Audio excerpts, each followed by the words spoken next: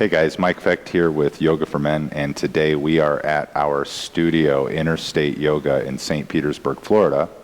And we're going to talk a little bit about using blocks in downward facing dog to make the practice and the posture itself a little bit more accessible and available to those of us who bring a tight chest and maybe tight shoulders, into the practice when we get started.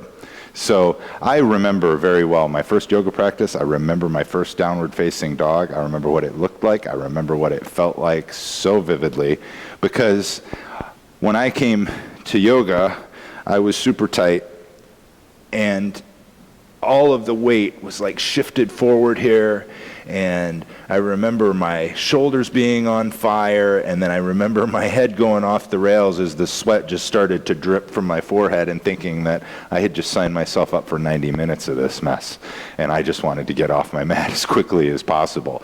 It doesn't have to be that way. I actually struggled with that for a long time in my practice of gaining that flexibility where I could get long and start to shift that weight toward the back of my mat. And with a lot of the football players that I've worked with, they bring that same sort of situation with them to their practice. But if you'll think about using blocks in downward facing dog, which is also good for those of us that have wrist issues, it helps to alleviate some of the stress from the wrists. But it just gives you that extra space to the ground as well, where you can think about starting to shift the weight to the backside, starting to get long, starting to draw the chest down toward the toes, and most importantly, really finding that alignment. Fingertips, straight line with the straight spine all the way through the tailbone. And I think it's also, kind of important to address the fact that, props are not used to help make the practice easier for us. It's to help make the practice more available to us.